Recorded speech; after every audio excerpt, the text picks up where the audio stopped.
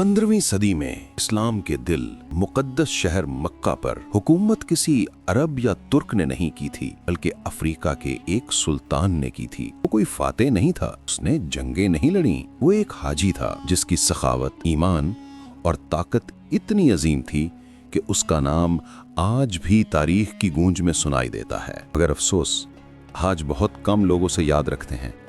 ये है उस अफ्रीकी बादशाह की भूली हुई दास्तान जो एक वक्त में इस्लाम की सबसे मुकद्दस सरजमीन पर असर रखता था। माली सल्तनत के सुल्तान मंसा मूसा की कहानी। ये कहानी शुरू होती है मगरबी अफ्रीका में 14वीं सदी के आगाज पर। माली की सल्तनत उस वक्त दुनिया की अमीर तरीन तहजीबों में शुमार होती थी। उसके शहर टिम्बकटू, गाओ और न्यानी तिजारत, इल्म और इस्लामी उलूम के बड़े मराकज थे, और इन सब के उरूज पर एक नाम चमकता था, मंसा मूसा, जो 1312 ईस्वी में तख्तनशीन हुआ। मूसा सिर्फ बादशाह नहीं था, बल्कि एक नेक और इल्म दोस्त मुसलमान था जो इंसाफ, इल्म और इबादत से मोहब्बत करता था। मगर जो चीज उसे तारीख का एक अजीम नाम बनाती है वो थी उसकी हज की सफर। ऐसा सफर जैसा दुनिया ने पहले कभी नहीं देखा था। 1324 ईस्वी में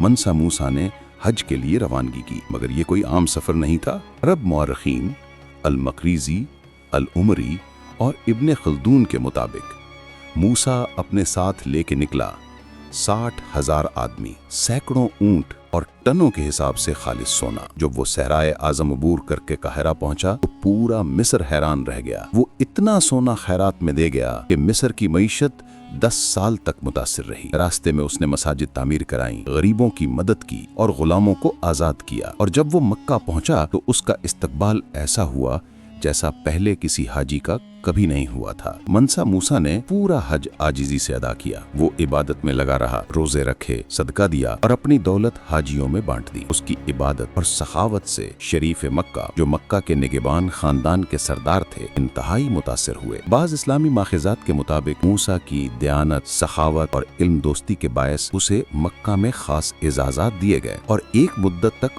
माली सल्तनत का असर हिजाज तक पहुंच गया। अफ्रीकी उलमा, ताजिर और हाजी मक्का और मदीना में आबाद होने लगे, जिन्हें मूसा की वक्फ करदा दौलत से सहारा मिलता था। तिजारत और मजहब के इन रिश्तों ने माली के नाम को बहराए अकियानूस से लेकर बहराए अहमर तक मशहूर कर दिया। यूं मंसा मूसा ने मक्का को तलवार से नहीं बल्कि ईमान, इल्म और सखावत से फतह किया। हज के बाद मूसा माली वापस लौटा, मगर खाली हाथ नहीं। वो अपने साथ उलमा, मेमार और कुतुब लेकर आया, जिन्हें उसने मक्का और काहिरा से दावत दी थी। इसी के हुक्म पर टिम्बकटू की अजीम मस्जिद और सनकोरी यूनिवर्सिटी तामीर हुई, जो बाद में इस्लामी दुनिया के बड़े इल्मी मराकिज बने। अरबी जबान माली की अदालतों और मदारिस की जबान बन गई। हजारों तलबा अफ्रीका भर से इल्म हासिल करने आए, फल्कियात, कानून और कुरान की तालीम के लिए। कुछ अरसे के लिए मगरबी अफ्रीका का असर इस्लामी दुनिया पर गालिब हो गया। 1375 में बने कैटलान एटलस में मंसा मूसा को सोने की डल्ली हाथ में लिए दिखाया गया, जो उसके ईमान और दौलत दोनों की अलामत थी। मगर उसकी वफात के बाद माली की ताकत कम होने लगी, तिजारती रास्ते बदल गए, नई सल्तनतें उभरी और दुनिया रफ्ता रफ्ता उस बादशाह को भूल गई जिसने अपनी सखावत से सल्तनतों को झुका दिया था। सदियों बाद तारीख ने मंसा मूसा की दौलत को तो याद रखा, मगर उसके ईमान को भुला दिया। हालांकि हकीकत यह है, मंसा मूसा का हज सिर्फ सोने की कहानी नहीं थी, ये अफ्रीका, इस्लाम और इल्म की एक नई शनाख्त की कहानी थी। उसने मक्का को फतह नहीं किया, बल्कि ईमान से दिलों पर हुकूमत की, क्योंकि बाज़ औक़ात सबसे अजीम हुक्मरान वो नहीं होते जो तलवार से जीतें, बल्कि वो जो हौसले, इल्म और अकीदे से दिल जीत लें। मंसा मूसा